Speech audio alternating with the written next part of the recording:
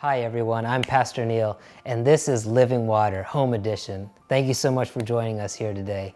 You know, we've got a special, wonderful program set up for you, and I know God is here with you wherever you are.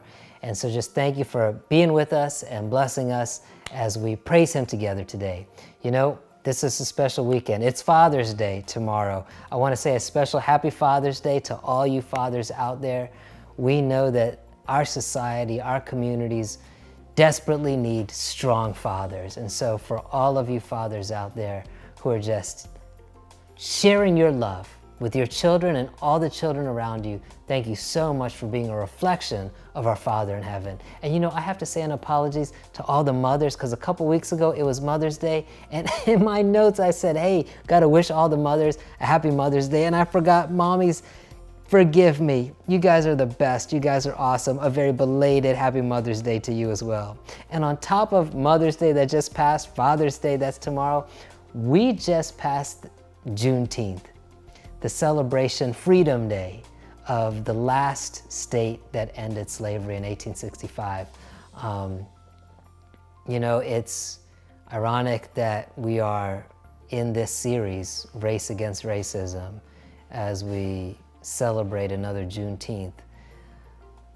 And it shows that we have come a long way, but there is yet still, unfortunately, a long way to go. 150 years later, I doubt that the freed slaves would have thought we would be where we are right now.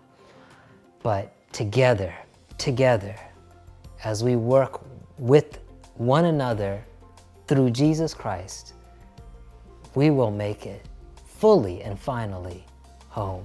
And that's what this service is about. It's about tackling the tough issues, but it's about celebrating who Jesus is and what He's done, what He's doing, and what He's going to do personally and nationally, corporately, globally, whateverly you want, until He brings us home. So thank you again for joining us. We've got a wonderful service, inspirational songs, wonderful stories. We've got special guests again later on this service as we continue more conversations. And God bless you. And thank you again for joining us here at Living Water Home Edition. Praise team, the mic is yours.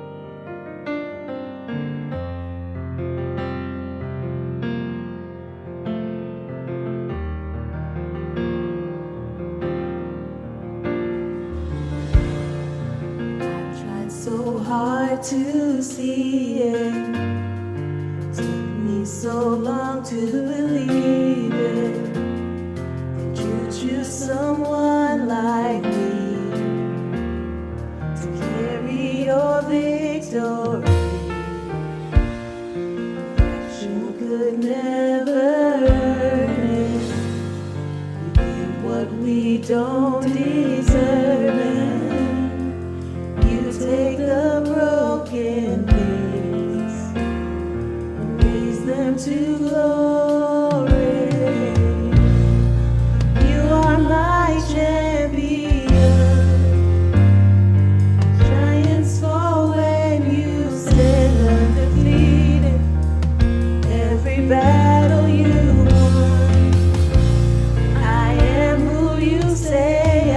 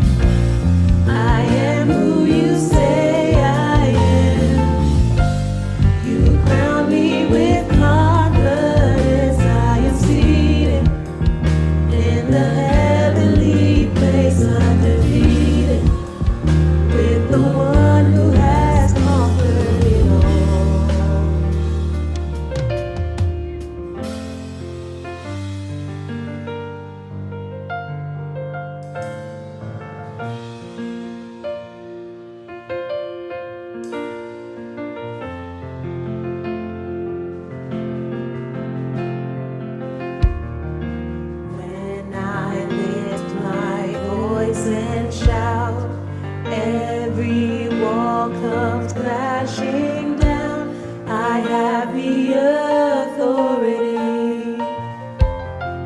Jesus has given me. When I open up my mouth, miracles start breaking out. I have the authority Jesus has given me. When I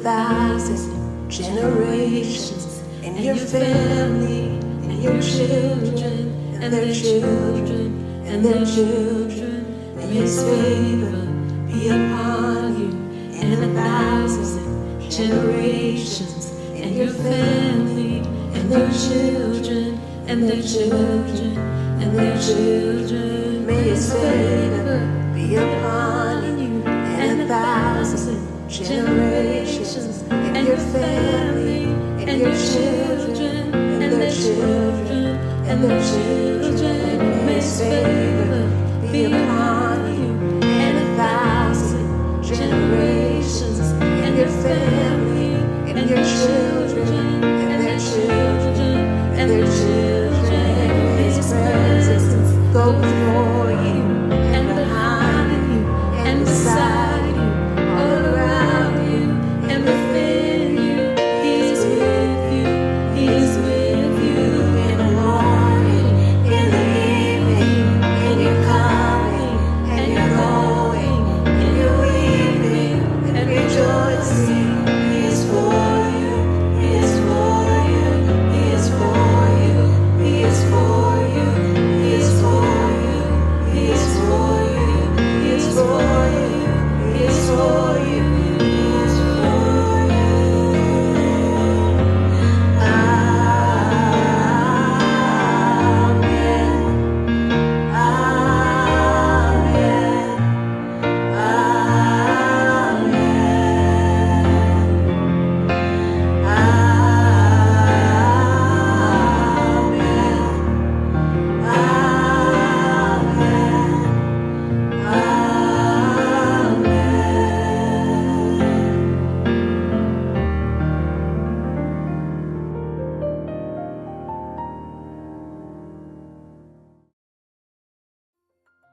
Thank you, praise team. Awesome as always.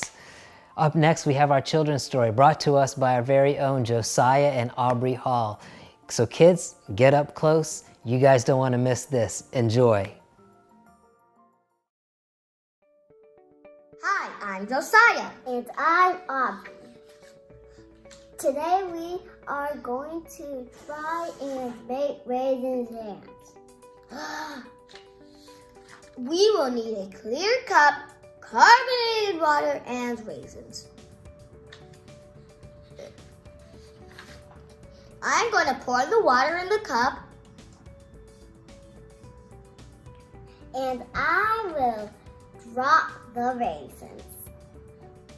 They're carbonated.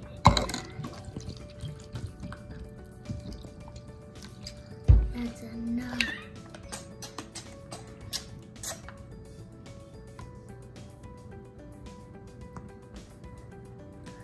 That is way too much. Carbonated water is filled with carbon dioxide gas. The gas attaches as the bubbles to the wrinkles of the raisin and cause them to bounce. Look!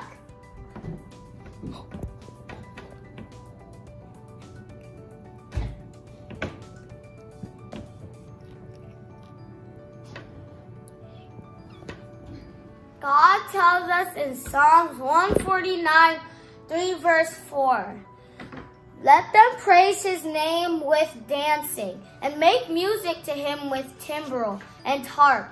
For the Lord takes delight in His people. He crowns the humble with victory." We can praise God in so many ways. We can sing,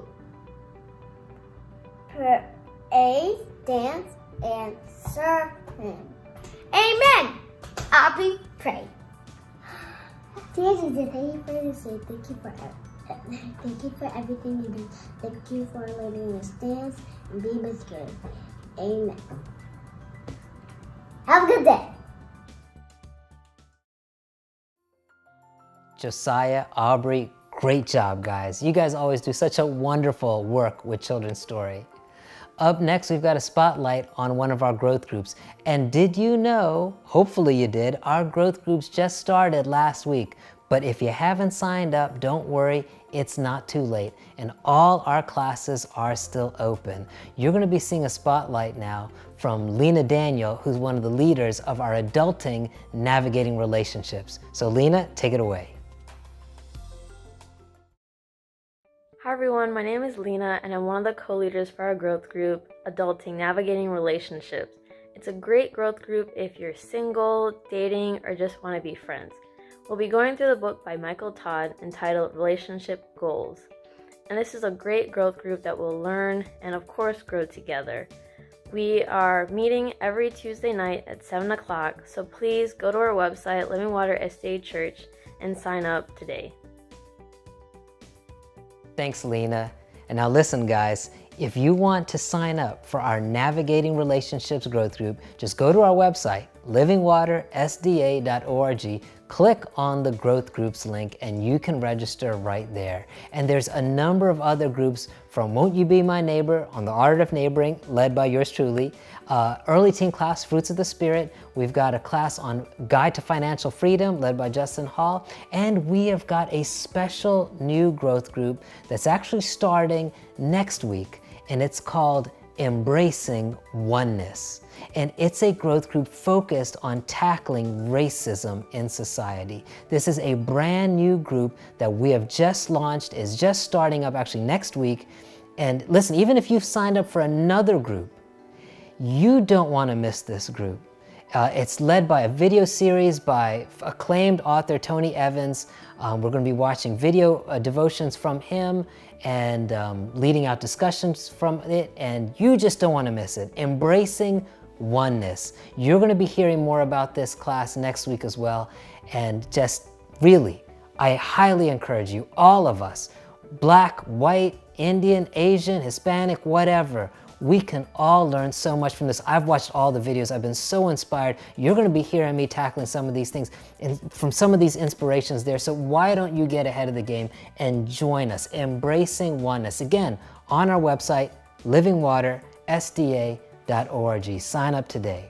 Now, up next, I mentioned this last week. It's something new that we just kicked off, and in case you missed it, I just want to let you guys know we have launched a new 1-minute video daily devotional called Refresh. So maybe you just want something to kickstart your day in the morning.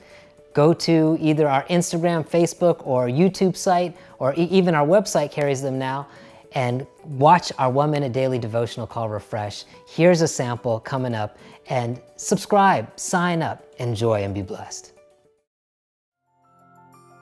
With the COVID-19 pandemic and the civil unrest that's gripped this world, many are calling 2020 the year to forget. But God looks at it a little differently. Isaiah chapter 61 verses 1 and 2 says, "The Spirit of the Lord God is upon me, because the Lord has anointed me to bind up the brokenhearted, to proclaim liberty to the captives and freedom to prisoners, to proclaim the favorable year of the Lord." The church has been anointed to heal the brokenhearted, to fight for liberty of the captives, and provide freedom to the oppressed. Let us as Christians rise up to meet the challenges of today in the grace of the Lord, so all will look back at 2020 not as a year of disaster, but as the favorable year of the Lord.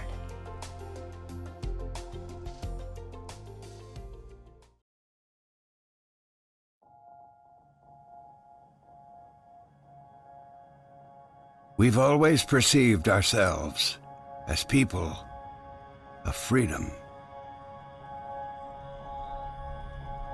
Freedom of equality, of human decency, of the right to live without fear. These freedoms have been given to us by many who sacrificed greatly. And somehow we've believed that the war has been won, that we have arrived. But if we open our eyes, we can see that the dream has not yet been fully realized, that there are still battles to fight, still inequalities present, still souls suffering, that our faith demands more than awareness, and that no generation is exempt from these battles. But we are held responsible to stand, to do justly, to love mercy, and to serve the least of these.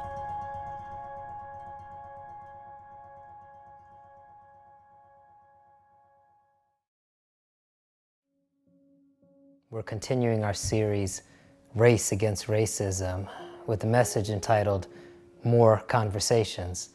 If you're with us last week, you knew we've started a series of interviews, just listening to voices and perspectives from different angles on racism here in America. And we're continuing that today with a couple more interviews with a couple special guests. You know, I know even since the last broadcast, people have asked, don't we need more than just dialogue and conversations? Don't we need actions? Yes, without question. And I'm all for action. And we all need to get active. But what we're trying to do here is to make lasting, impactful actions. You need to better understand the problem. And in order to really understand the problem of racism in America, especially from the perspective of those of us who aren't Black, and even for those who are Black and have grown up in different communities in different parts of the country, sharing and empathizing with one another and the struggles of so many Americans here. If we can better empathize, we can take better actions. We don't want to just get caught up in a moment, do something quick, maybe something decisive, and then move on, only to find out later that what we've done is treat a symptom instead of healing the cause. And we didn't heal the cause because we didn't even understand what the cause was. We just looked at the symptoms. And with this being such a problem in our society for decades, centuries even now, this series, at least the start of this series, is to help me first, and many of you, to better understand and to walk in the shoes of those who are dealing with this daily struggle of oppression. And so we've got two special guests with us today. The first guest is a good friend of mine, Roland Blackman. I've known Roland for a number of years, young, successful Black lawyer, sharing his experiences about growing up in the South, coming through law school, and I know you're going to be blessed by that. We also have my niece, Rashana Marshall, who's going to be on after Roland, and she is a young adult. She is about 19 years old, and so I think that's a Gen Zer, and she's going to be sharing her experience, and you might be wondering, well, she's your niece. Yes, she's my niece. She is, her mother is Indian, my sister-in-law, and her father is from Trinidad. So she is mixed, and that's a unique and different perspective, sharing how that is like, and being an activist, as she hasn't been active for civil rights and social justice in her community, and especially recently. So I know you're going to be blessed by hearing from my niece Rashawn as well. So listen, I invite you once again to put yourself in their shoes, and as you hear their stories and hear their experiences, I'm inviting you to share those experiences with them, to try to feel what they felt and what they feel today, so that we can better understand together to tackle this thing and make a lasting impact in eradicating this disease of racism from our society. Hey, Roland, man, thanks for joining us here today. Hey, thanks for having me. No, man, it's our pleasure. How are you doing, man? How's the family doing, especially during this pandemic and everything crazy going on right now? I think right now we're just learning to adapt, like a lot of families are. Typically, My wife, she's a stay-at-home mom with our three kids under the age of 5, teaching them. And so that was our normal routine before COVID. And how old is the baby now? The baby, man, now you're gonna make me look bad, like a bad dad. I'm over here counting months. No, don't worry. I can edit. This out. Okay? That's right. You can leave it in this. This is real me. I know she was born in December, so so I guess that would mean she'll be 6 months this week. Yeah, she's 6 months tomorrow. I guess. Yeah. Oh, Wow. man. Wow. Wow. So Time is flying. Newborn during a pandemic, man. I think a baby during a pandemic. I mean, and typically, like I think most of us have experienced being able to lean on family members, friends, like on a normal day when you need it in a pinch. But because of COVID, it's been a lot more isolation where you don't have that outlet, that ability to just call a family member, say, hey, can you watch our kids? Because you're concerned about the health of that parent, that aunt, as well as your children. So it's definitely required us to adapt and to figure out how to do a lot more things for ourselves. So not only do we have 3 small kids, but we shopped for a house during a pandemic, purchased a house during a pandemic. I mean, it's just learn across grocery shopping. That's for the birds, you know. So it's definitely a lot of adaptation over here. Well, listen, man, congratulations on the new home as well. Like clearly nothing has stopped you from, building up your family, literally and physically and in every which way. So congratulations on all fronts, man. And so clearly you are busy these days because, it's not like work has stopped all of a sudden. That seems to be one constant thing that never ends, never changes, doesn't seem to care about pandemics or anything else in between. So thank you so much, man, for just taking the time out here, joining us here at Living Water this week. We've been doing these series of interviews during this series, Race Against Racism. And, people like you and our previous interviewees are sharing your personal experiences to help us to better empathize and better understand, kind of wipe away some of the ignorance that's been out here too long, within myself and many others. So I honestly, man, just really want to thank you for just opening up and sharing with us today. Let's just jump right in, man. I've known you for years now. I can't even remember how long. We've known each other through Seabrook Adventist Church for what feels like forever. All of them when we first met, though. You were a lot taller, so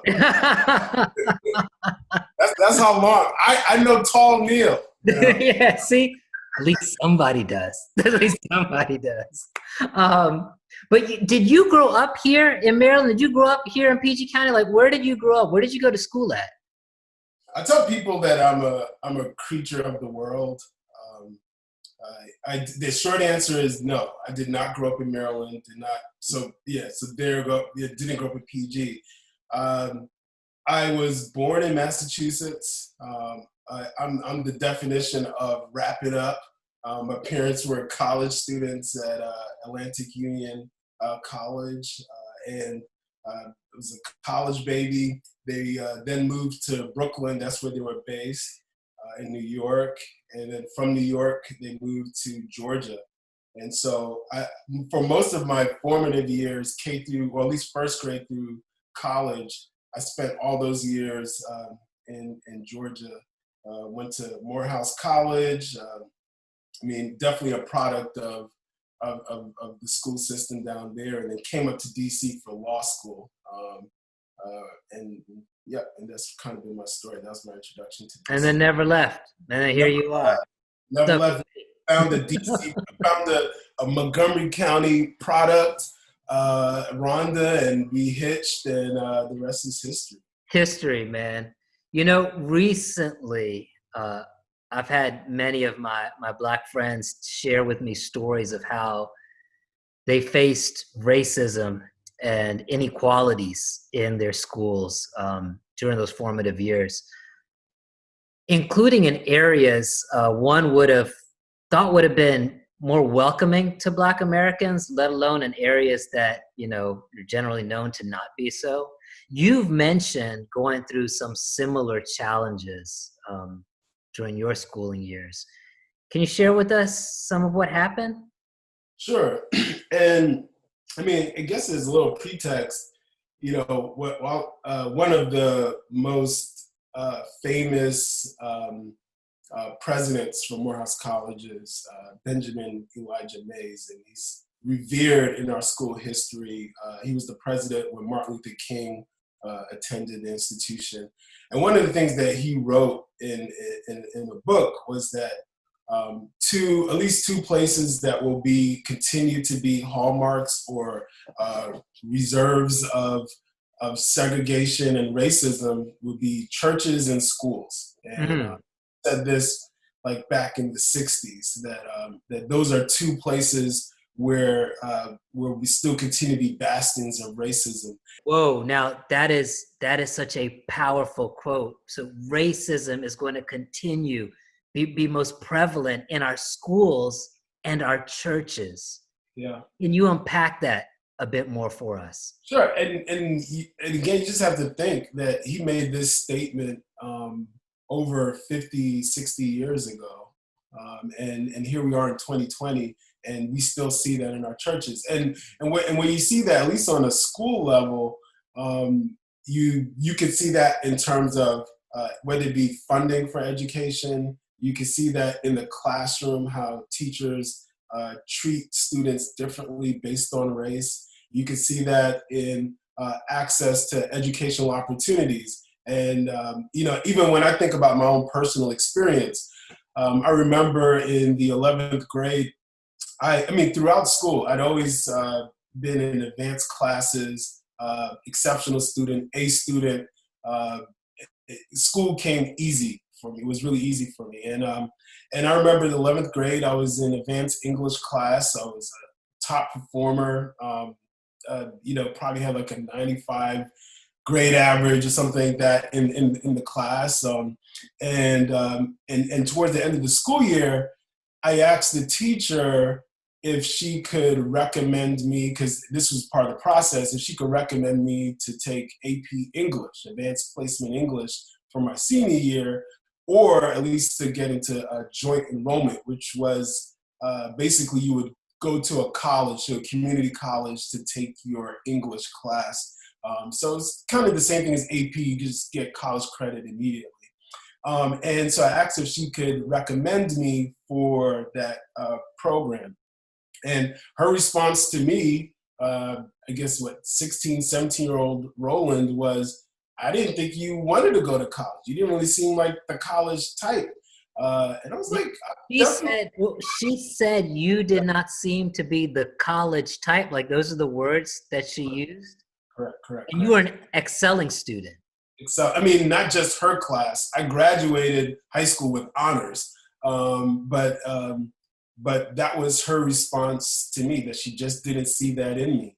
And I told her that I was planning to go to Morehouse College, and she was like, man, that, maybe that just seems a bit beyond. I thought you would be more interested in, maybe you should think about a trade or something like that. And I'm not knocking people who have trades, who are tradesmen. The rest of my family, a lot of tradesmen, my grandfather, my father. So it's not a knock against it, but it's just the fact that that's what, she didn't see college in me, as though that was beyond my intellectual ability. And it drove me.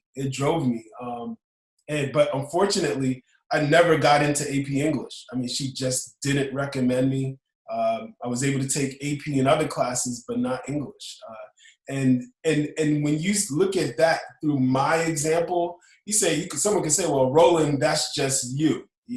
Is that truly systemic racism? Is that evidence of racism in schools? Or maybe you just had a bad teacher. I remember maybe about 3 years ago, a buddy of mine's from that same high school. He was maybe a year behind me or 2 years behind me, and he posted a story on Facebook sharing when he got his PhD in education. And in his story, he said, "Man, I'm so excited to get this PhD." Even though there were doubters like my junior year English teacher who said that I couldn't make it, I couldn't go to college. And that's when and so he and I spoke, and although we had never spoken about that before, it was astonishing to think that two Black kids who were in the same class with a liberal, quote unquote, white teacher, that we'd experienced that same degree of, we didn't expect that out of you. And not only did we not expect, but we weren't given the opportunity to take those advanced classes. And I'm here to tell you, Neil, that it's not just us. You could go school to school, district to district, and you will see stories similar to that, where people who excel throughout their school, that because of the color of their skin, that someone has that bias where they think you're not good enough, you're not capable enough, and they doubt your ability to win, the ability to succeed. And that's probably what makes me the most sad, is even though I thrived and my friend also thrived, how many people, when they heard that, maybe they felt as though they couldn't do it, and they accepted that negativity. Yeah, I think you're right. I think the sad reality is that, number one, it's systemic. There's a clear pattern. But number two, you guys push through it and you use it as fuel for your fire. But I think the sad reality is most people allow those kind of situations to weigh them down and to hold them back. You share the story too. It wasn't something that was just like, school teachers or school administrators, but how you faced racism with your own peers in school. And honestly, I think one of the biggest problems that we have right now is just people not even recognizing the inherent racism, within ourselves. I'm on a journey of self-discovery as well, to try to root out these things. We're unable to resolve any issue until it's exposed. Yeah. And you mentioned earlier to me, during senior week, which is a time of, celebrating your accomplishments, right? You had an unexpected experience with someone that you considered a friend of all people. What happened there during senior week? So, like you said, during senior week, it's a week full of pranks. Seniors pulling pranks on each other, pulling pranks on underclassmen, teachers, and also a lot of skipping classes. So all of those things are happening at the same time.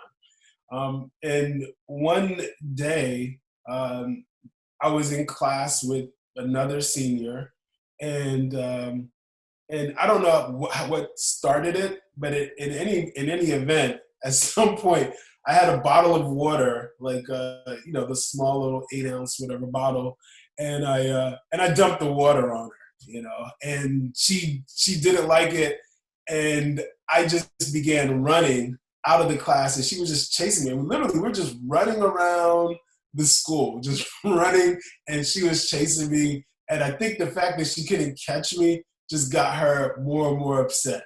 And eventually, I stopped running. Maybe I got tired, I don't know. But I stopped running, and she was charging at me.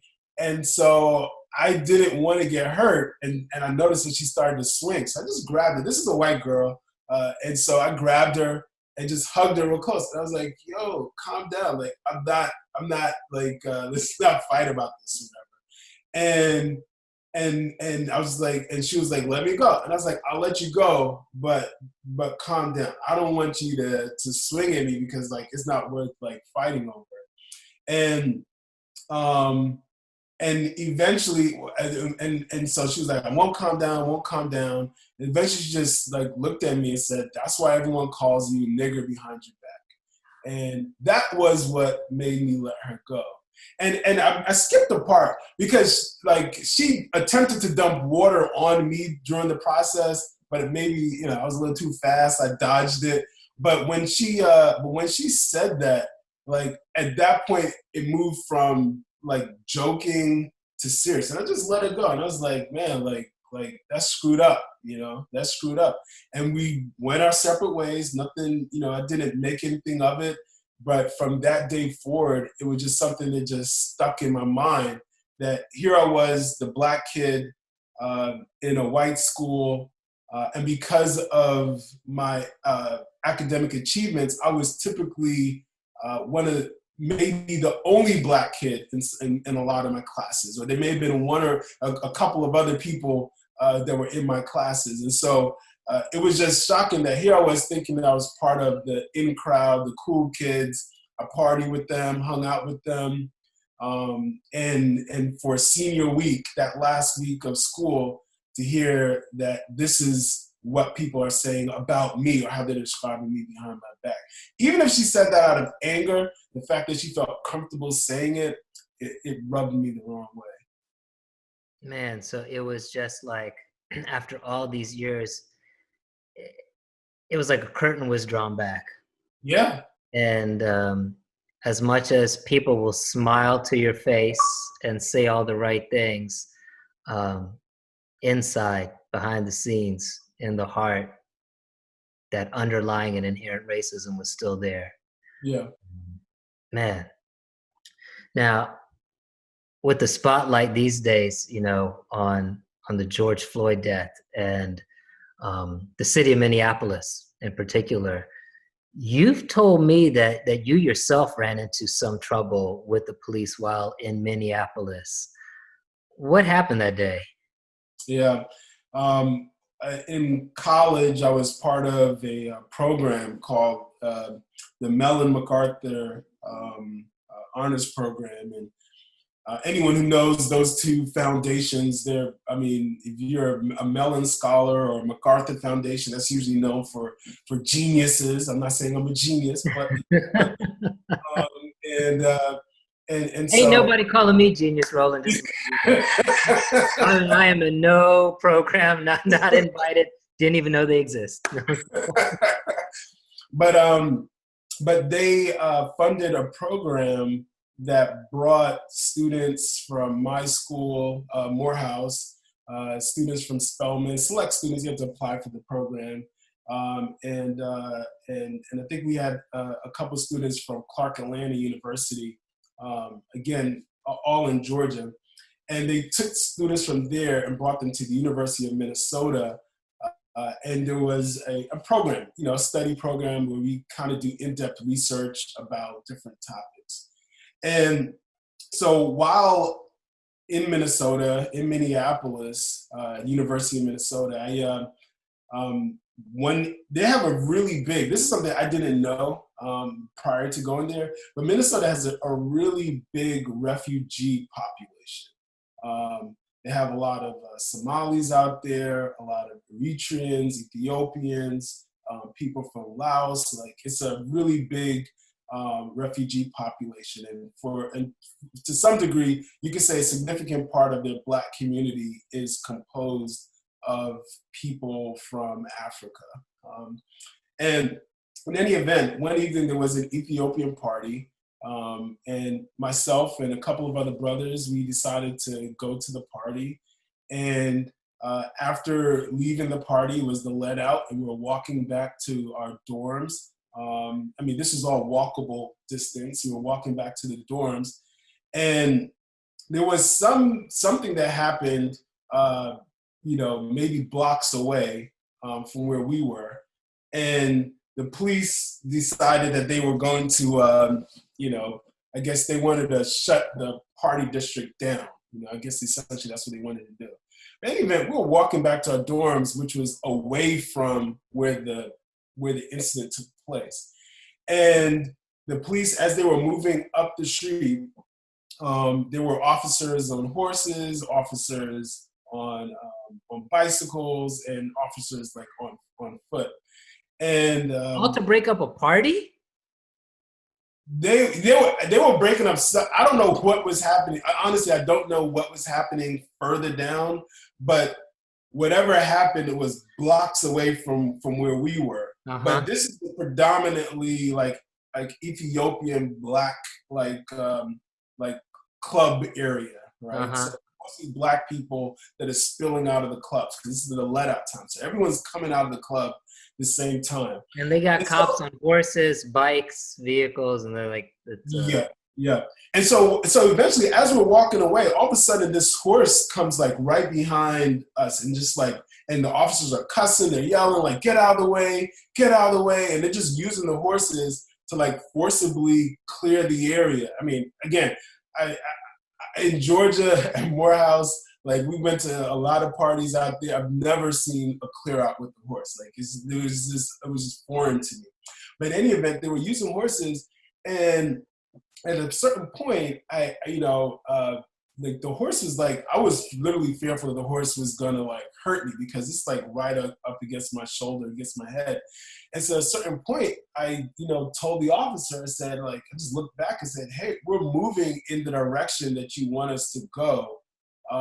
There's no need for you to like ride your horse on my back. There's no need for that.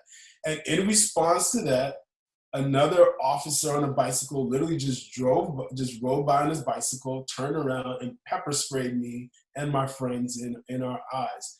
And at this time, it's kind of like now, I don't know if you've ever been pepper sprayed, but it's so shocking that it kind of throws you off a little bit. So now you're reacting to the pepper spray. So you're stopped. You're like, ah. And then in response to that, the horse just kind of really just rams into us. And it's just like what is happening? And I saw a group of officers on the side, and I approached them and I said, hey, I want to know the badge numbers for the officers that, that assaulted me while we're leaving the club. And in response, they were like, they just ignored. And then finally someone says, I'm the officer that did it. Here's my badge number. And I took my phone out. It was a flip phone. Took my phone out and I started punching his badge number in. And another officer bumped me and it caused the phone to drop. Now, this is probably like 2004, 2003. And my recollection, well, not my recollection, but at that time, Amadou Diallo was still a fresh occurrence in my memory.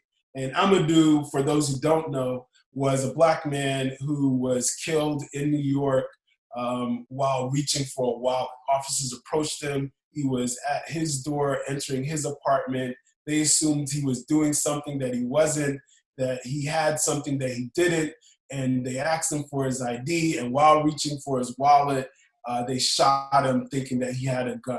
And he was shot, I don't remember how many times, but it was over 18 bullets that pierced his body on his front steps. And so when my phone dropped in Minneapolis, when the officer bumped me, I immediately thought about me reaching down to pick up my phone could then turn into them thinking something else. And I just remember just saying, I'm picking up a wallet.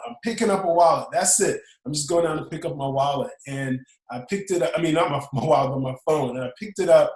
And I just said, I tried to file a police report else at the station. They were unhelpful.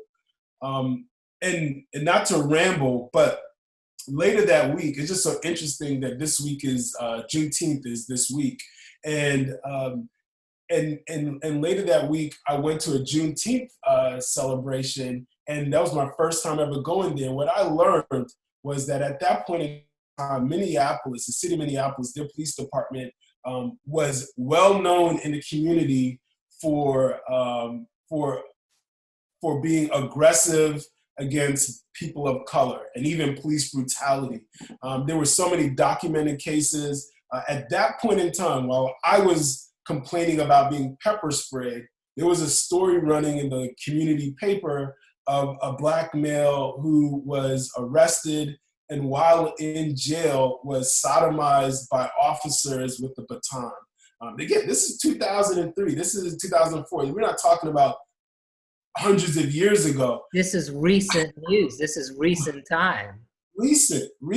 And there were other stories just percolating throughout. And so when I saw what happened to George, to Floyd, it just really resonated with me because it was just like, man, like like nothing, it just seems like that could have been me, you know, where they could assume one thing and just take it up a notch because that's part of the MO of that police department for a very, very long time. And in spite of all these challenges and just essentially, things stacked against you, uh, you became a lawyer. Yeah. You had to go through this long journey of higher education. Um, and as if that road wasn't naturally difficult enough, when everything in the system is really bucking against you and working against you, you still made it. Yeah. What are some of those extra challenges you face? Racism permeates not just through, the police departments, which are clearly in the news and rightfully so right now, but as you've mentioned, they're even in our matriculation schools. What are some of those extra challenges you faced in your journey, even through our finest higher institutions of learning and education, Yeah. that you struggle with to make it to where you are today? I mean, I'll give you two quick things, and the first one is pretty short. I remember maybe after my first year of law school, I went to a forum just for young black, well, I guess it was for young black attorneys, but young black law students. And in the forum, there was a judge there, and one of the purposes of the discussion was teaching young black students, law students, that hey, even though you're about to enter into a new fraternal group, of a professional group, just want to remind you that you're still black, and want to give us driving etiquettes about how to place our hands on the steering wheels, how to provide our license, and if we're ever stopped by a cop. Wait, Roland. This is a forum for black law students, and they're teaching you. Number one, they're reminding you that you're black. Yeah. And number two, they're giving you pointers not on the finer points of the law. Nothing about law. It's about putting your hands on the wheel and up. Because there's that natural tension where, like, after you know something, you want to exercise what you know, and so you're inclined to say, "Hey, this is not a lawful stop. This is," and the judge wanted to let us know, "Hey, argue about that in court. Don't argue about that on the side of the road." And it's striking because I know when I was younger, and I've been in cars where the driver was white, and I've seen the white driver yell at the police officer, not turn the music down. These are just things that I just naturally do. Like, you get pulled over, you turn the radio down, put your hands up, get everything ready to go, your license, registration, so you don't have to make any sudden movements. And I've seen white drivers where, like, they don't even think about doing those things. And they don't think about being respectful to the officer in the moment. They challenge him on the spot. But here we were as attorneys in training, and that was part of our training. So that's the first thing that I think about. The other thing is, as a professional attorney, one of the things that separates good attorneys from great attorneys is writing, the ability to write. I'll tell anyone that if you're interested in being a lawyer, you need to make sure that you're writing, that you take as much writing opportunities as possible, because that is really what separates the wheat from the chaff. And in my experience, and also from public data, Black attorneys are routinely rated or graded harder on their writing than white attorneys. The American Bar Journal and Above the Law, they published a study. Those are two resources that attorneys use, but they published a study where I think it was about 60 partners from major law firms were given they were given one essay, a memo, and that one group was told that the memo was written by a Black attorney, and the other group was told that the memo was written by a white attorney. Both memos were written with a certain number of mistakes, I think maybe like 22 typos. And ultimately what the study showed was that the partners who thought that a Black attorney wrote it they gave that black attorney lowest scores. Maybe they gave him like 2 out of 5 and said, it's not really up to snuff, has a lot of work to do, et cetera, et cetera. And then for the white attorney, they gave him a 4.5 out of 5 for this. It's the same memo, Neil, same memo. So you go from 2 out of 5 to 4.5 out of 5. Yeah. Yeah, you can Google this study.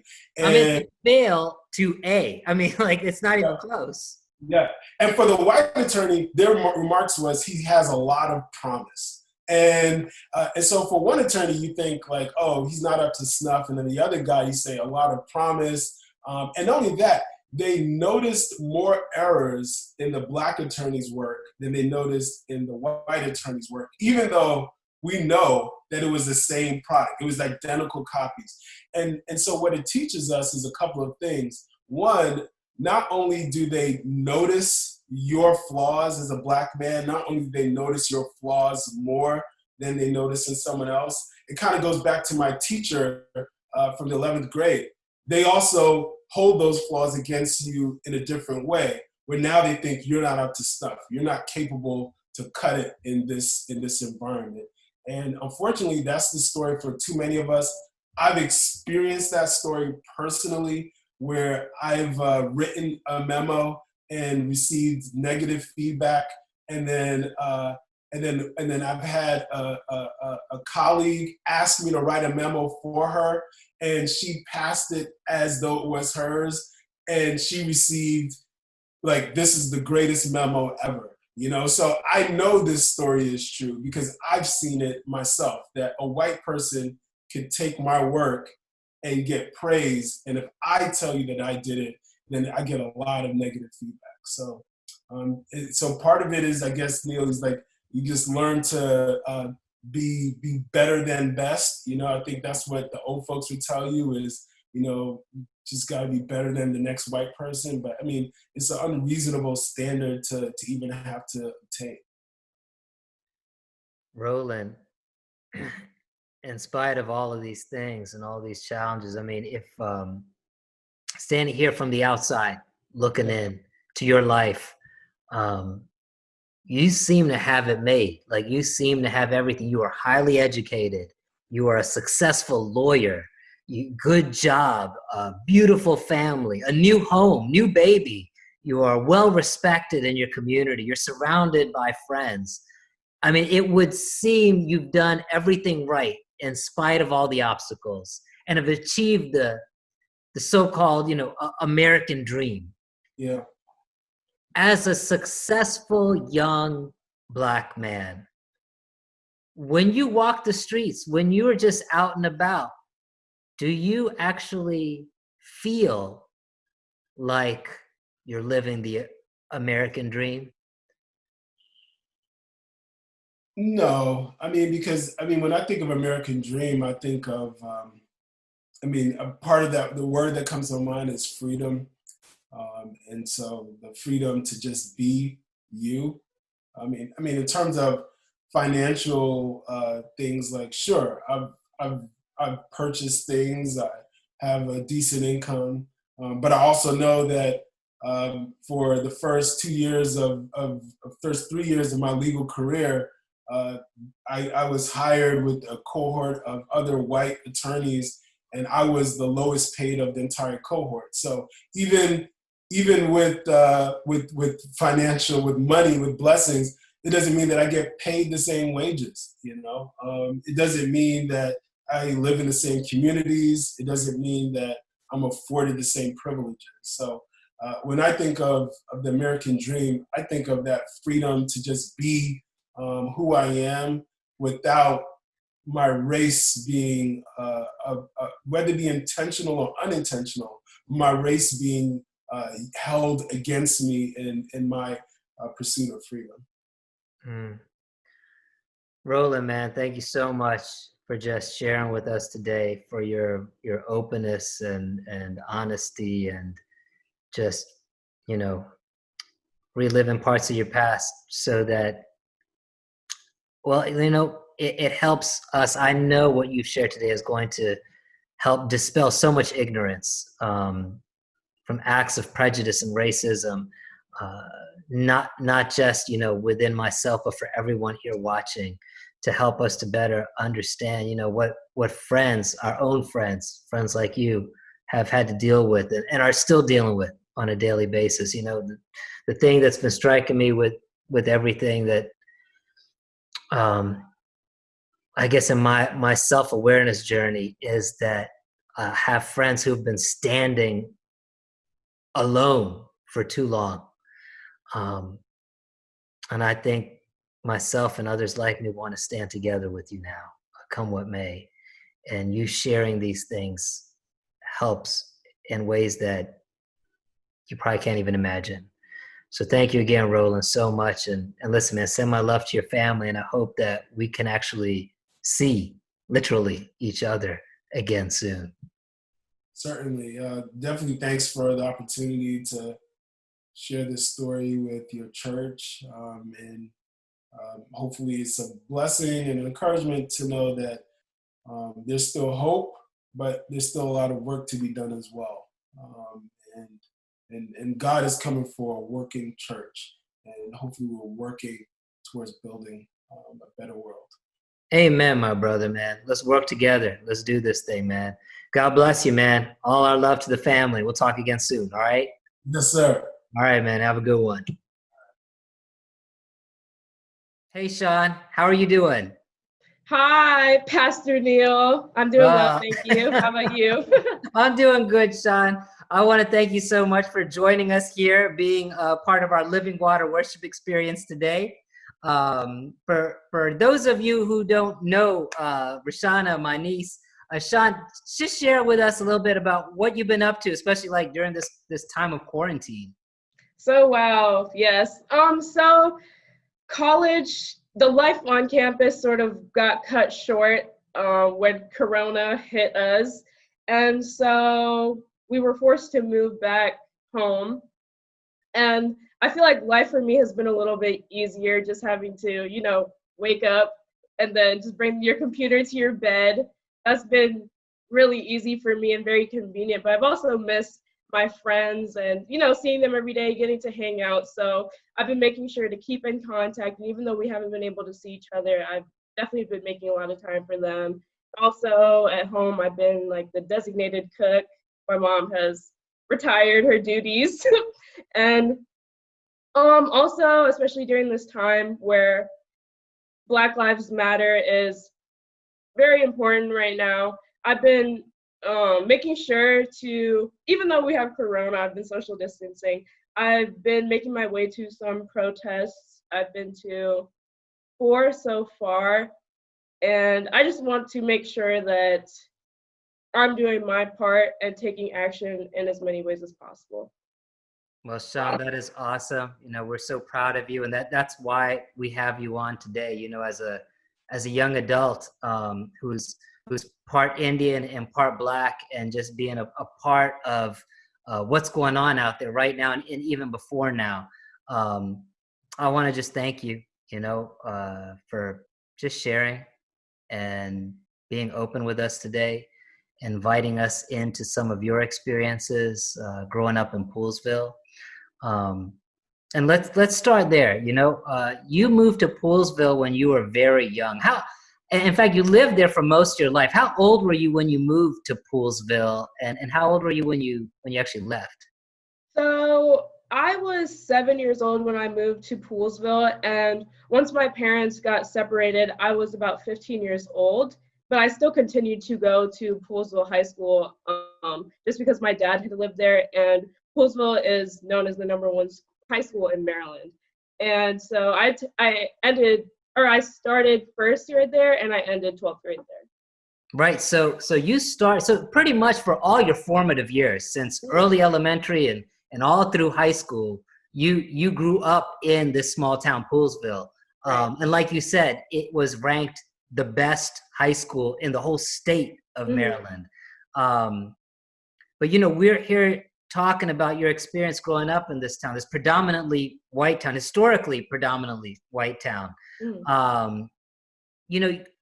You've mentioned, and I remember, just just, with you growing up, you've mentioned facing challenges and disappointments, growing up there, even with some of, your young neighbors and friends.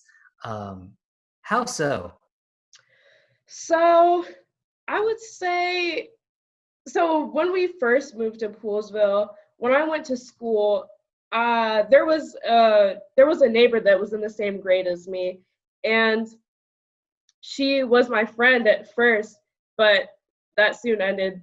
After a week, she started to bully me, call me names, and one of the first things I remember her saying was, "I can't be your friend because of the color of your skin."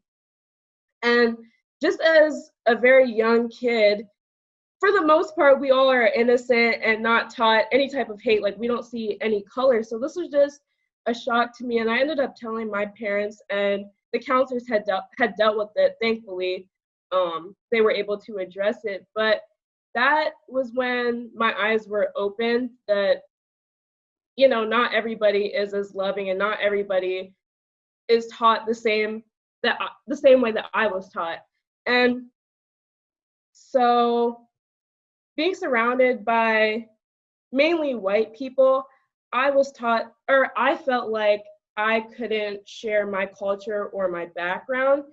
So my thought process was that, I have to act white. Nobody cares to ask about my culture. Nobody cares to ask about where my parents are from, stuff like that. So I just thought that I should just blend in and act like how everybody else was acting. So to be clear, this was someone you considered a friend. This was a white friend, someone that you felt, at least welcomed by as you came to Poolsville, only to quickly have it turned. And unfortunately, at this young age, you have this eye-opening experience to racism in your new home. How old were you at that time? So this was like the same week that we moved into Poolsville. So it was definitely an eye-opener, and I just didn't know what would be in my future, like what other types of things I would be seeing. And so another instance that was very eye-opening to me was that, as you mentioned earlier, I'm half Black and half Indian. So I really, enjoyed bringing my cultural food in. And so during elementary and middle school, when I would bring my food in and eat it during lunch, a lot of people would stare at me and make faces and ask, "What is that? Why is it so smelly?" And at that point, I just felt like I had to not make myself stand out, and I had to blend myself in with the rest of the people surrounding me. I just felt like if I don't do anything that would make them want to call me out, then I'll be good. So I just, in my mind, I thought that I had to act white for them to be accepting. And this school, we say predominantly white town. I mean, how many people, how many students of color do you think were in your schools? So my mom told me that when she and my father were first researching, where they would want to live, they saw that Poolsville had the best school system by far in Montgomery County, and they saw that the stats for the schools were 95% white. And I didn't look at that when I was that young. I didn't understand that, obviously, but when I grew older in middle school and high school, I realized that there were literally only like 5 to 10 Black students in the whole entire school. So you guys really stood out. So when you say like, everyone is kind of looking at you differently and everything, you're literally talking about everyone. Yeah. Everyone. Yeah. I remember you always being active in extracurricular activities in school. You were always involved in this, that, or the other, whether it was sports or clubs or things like that. And I remember how there were times, more than a few, where you came home and complained about preferential treatment that your white peers received from the coaches or the club teachers or whatever the case may be, and how their parents are part of certain cliques in the Yeah. neighborhood, in the society. And if you were, outside of that clique, your parents, you, which obviously you guys were, you would essentially get frozen out. Can you share some of those incidents? Sure. So just to give the audience a little bit of background, Poolsville was a town that stationed Union troops during the Civil War. So a lot of these families in Poolsville are legacy from these families that first started in Poolsville. So this is something that definitely carried on to the current time. So I was heavily involved in the community when it came to sports, and I remember around maybe 5th grade, I started to play for the town, and I played basketball. And I was just really looking forward to it, getting to meet other girls and just having fun. And maybe just like a couple weeks into it, when we first started playing games, I was really let down. How is it that we're all starting with a clean slate? Nobody is perfect at basketball, and I'm getting benched, and everybody else is getting way more playing time than me. And during practices, I'm the only girl that's not getting critiqued. But how am I supposed to get better if I'm not getting any, points of how to improve myself and then getting benched? It's not fair. We're all on the same level. And it just really goes to show that if your families are in these cliques, that you're automatically put on a higher pedestal than others. And this was really apparent, especially when I started playing for the school and for rec teams. The coaches were people that weren't from Poolsville, or maybe have not been homegrown, like they may have moved here later. And the coaches were able to see my potential. They were able to, tell me on ways to improve, or even I was starters for most of the teams I played for, except this one town team. So it just really showed that no matter what you do, some people will block that out and choose who they want to be put ahead. You, while you were in high school, you became the president of the Black Student Union. What inspired you to take on that role, take on that challenge and responsibility? And what did you learn during that time in office as you served? Well, so I definitely have to say my time at Poolsville was very different than elementary school and middle school, because our high school was a magnet school. So this means that we accepted people from all over Montgomery County. You had to test into the school for, the certain rigorous programs. So there were a lot of Asian and Indian people who ended up joining our school. So this was very different to me, because being half Indian, I was so excited to see people that are of my culture and that could relate. I was just very overjoyed. And I really do have to thank God for presenting me with these opportunities, because I definitely had to work 10 times harder than my other peers to be recognized. I felt like the Black community of Poolsville, we were very underrepresented. I didn't see anybody speaking up for me, so I felt like I had to step into that position and make my voice and other Black youth, I had to make sure that we were heard. So Sean, what you're saying is, just during your time in school, you felt underrepresented there, the Black students, or even not represented at all, and kind of your experience over there. So is that what led you to get involved with the Black Student Union? Yeah, exactly. So my friend that was a year older than me, she was the president of the club at this time. She was actually the founder of this club at our school. And before she left, she decided to pass it down to me. And I think the main reason that motivated me to continue this club was because I had the firsthand knowledge of what happened in this town and what happened in this school to the marginalized community. And I knew that it was really important that we had a safe space to get together and talk about the same experiences that we had issued, and talked about, the common stuff that we had to face. And when we talked about it, it needed to be a place where we weren't going to be judged by what was happening. I think that a lot of the stuff in Poolesville, the town and the school that I have seen have been slipped under the rug, and the administration or the town had even tried to cover it up. And this is stuff that we have to face every single day, and you can't expect us to be silent about some of these stuff. So it was pretty frequent for people that weren't of the Black community, especially white people or even Indian people, to say the N-word, like even just yell it out in the hallway like nobody's listening.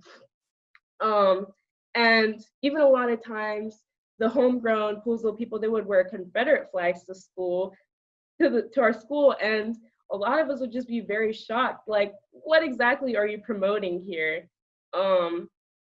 So I think it's important that we stand up for ourselves and we be recognized, because my thought was that I don't want people that are younger than me, when they come to the school, to have to face some of the same stuff that I did.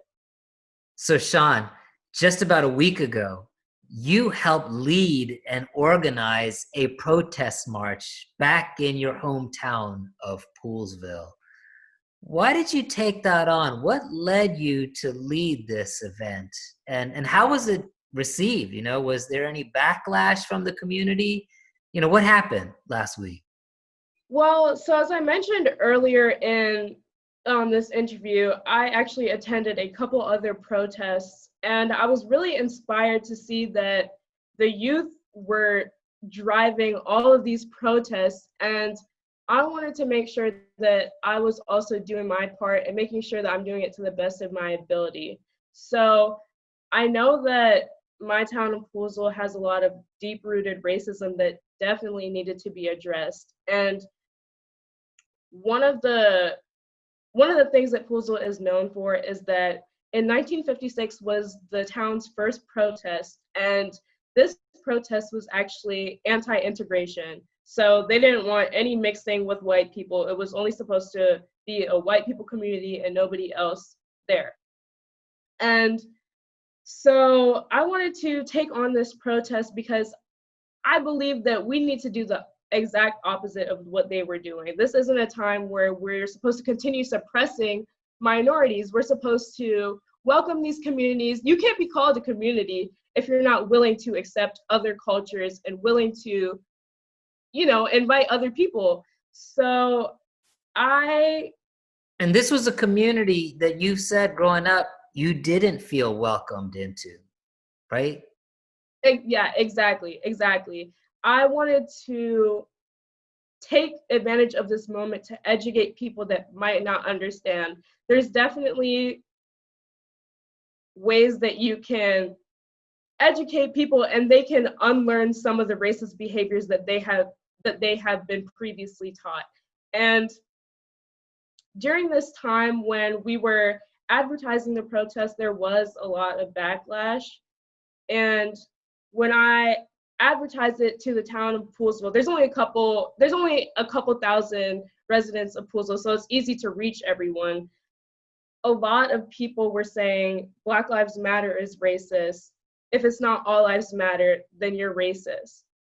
And that's not the message that we're trying to get across. It's very apparent to see that right now, Black lives have not mattered. You see people getting shot down, killed for no reason. So what do you mean that Black lives don't matter? And a lot of other people were saying, there's no racism in Poolesville. You need to go away, go to DC, but we don't want any violent looters or people to mess up our town that we worked so hard to build up. But that's not true. Racism exists everywhere.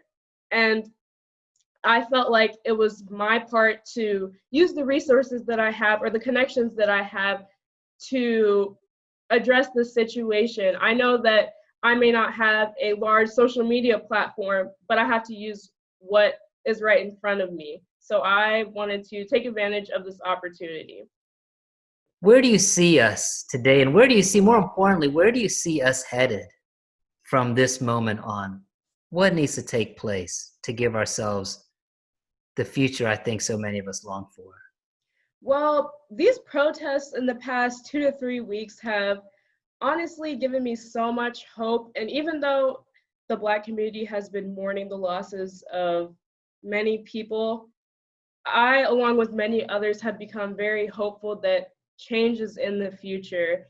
These protesters have been demanding so much from the government, even the police system, and it's somewhat putting fear into them when millions and millions of people are gathering together to demand the same thing and letting them know that systematic racism and systematic oppression is real. I think that they're starting to unfold and realize that they need to take action.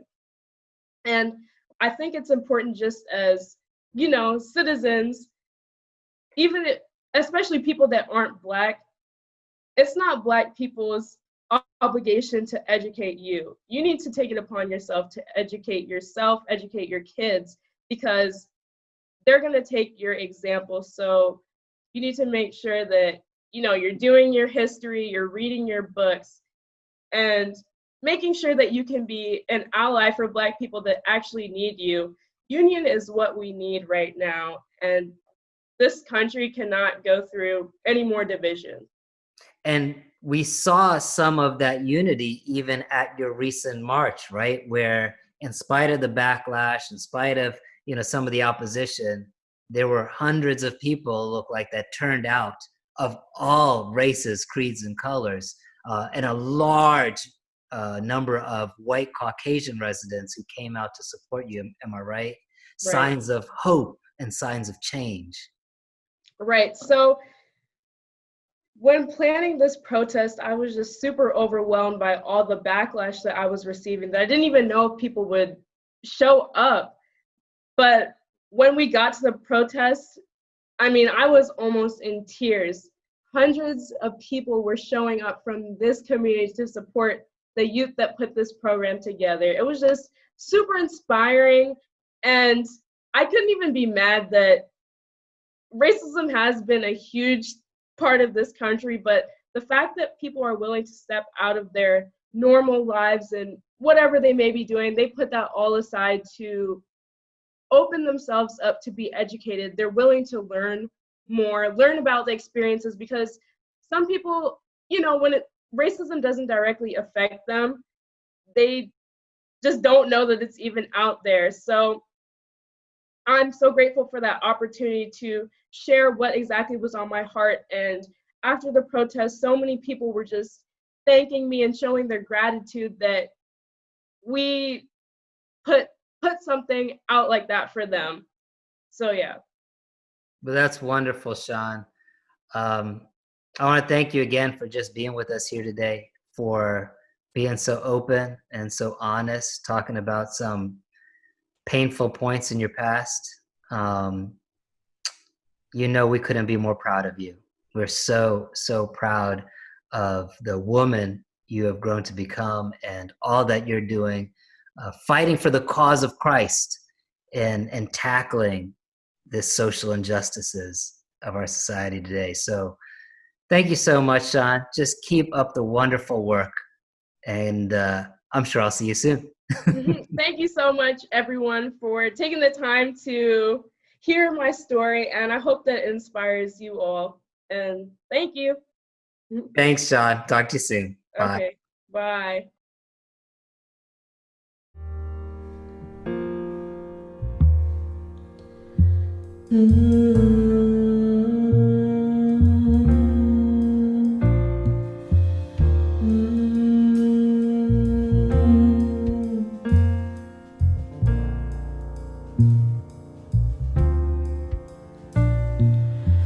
Strong enough to calm the storms,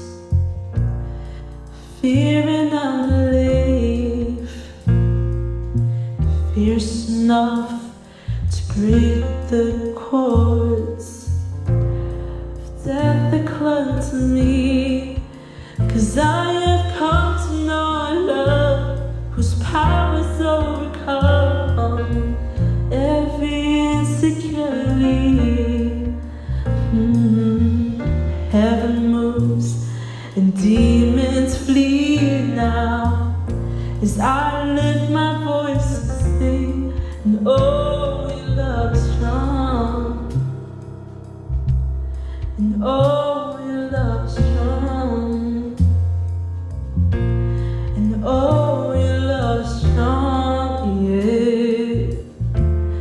and oh, your love is strong, yeah,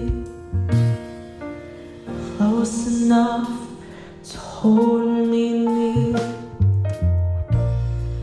Fear is crumbling, safe enough to be my home.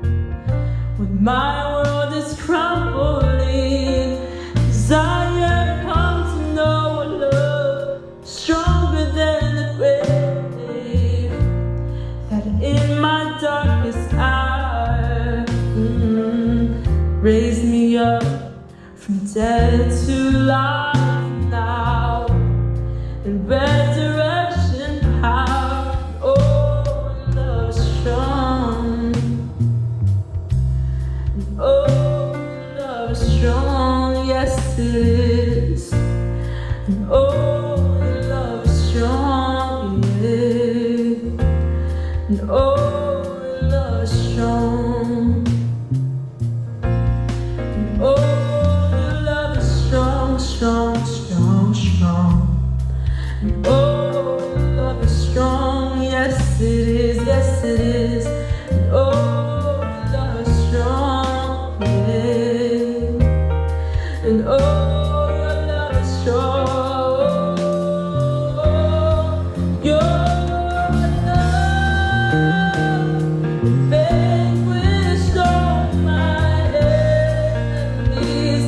It broke the cage that silenced me, and set this orphan free. I stand for all the love you've given me. Rejoice because you've chosen me. You call this orphan home. And oh, your love is strong. And oh, your love is strong. Yes, it is. And oh, your love is strong. And oh, your love is strong. And oh, your love is strong, strong, strong, strong. And oh, your love is strong. Oh, your love is strong. And oh, your love is strong.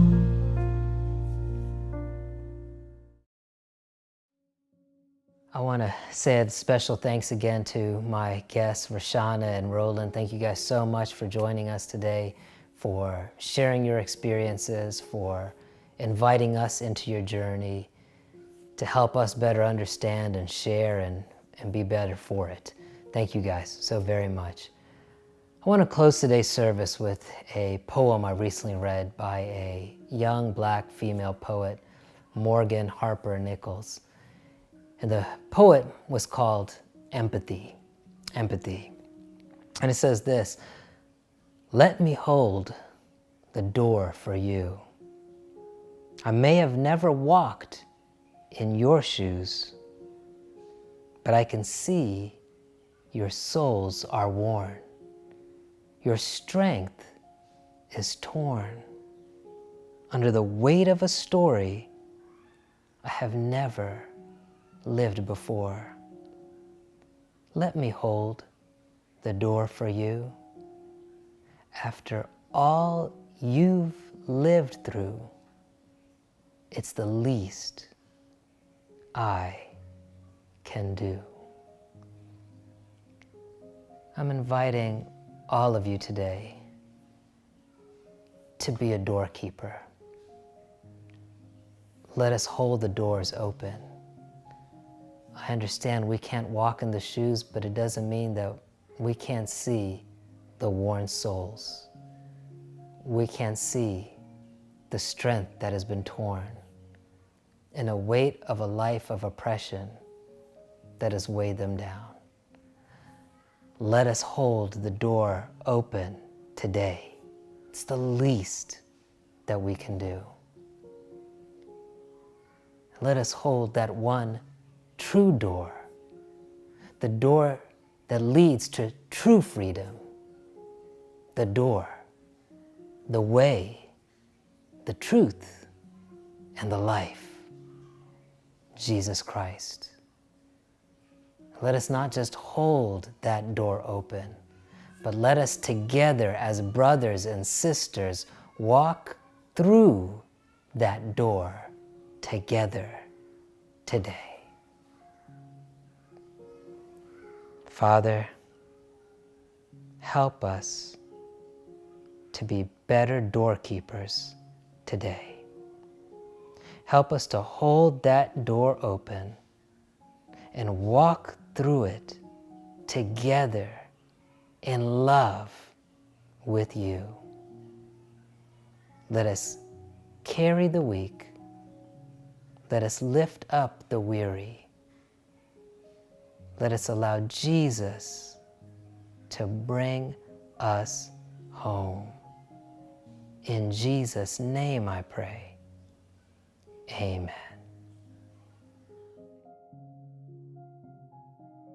I want to thank all of you for joining us again here today at Living Water Home Edition. I hope you were blessed. And listen, before you sign off, I just want to remind you one more time, encourage you, sign up for one of our growth groups, livingwatersda.org/growth groups, or just click on the growth groups link. It's not too late, and you are going to be so blessed by any one of these classes that you sign up for. I want to especially encourage you to sign up for our group on tackling racism called Embracing Oneness. You really don't want to miss that. And listen, if you felt the Spirit's call and you're ready to take your next step on your journey with Jesus, maybe you want to say a special prayer with someone here at the church or myself, or whatever it is, I encourage you to click on the Next Step link again on our website. And while you're there, if you want to worship in your tithes and offerings, click on the Give link. Once more, we're still supporting the College Park Food Bank. They can use your financial support. Their needs have not decreased. If anything, they continue to rise. So please, give donations to our Emergency Relief Fund. 100% of those proceeds go to support families in need, feeding those families in the College Park area. So I encourage you to give there as well. And listen, I pray until we meet again next week that God be with you, God go with you. May the Holy Spirit cover you and bless you and keep you throughout this week until we meet once again to worship together right here at Living Water Home Edition. God bless you and have a wonderful week.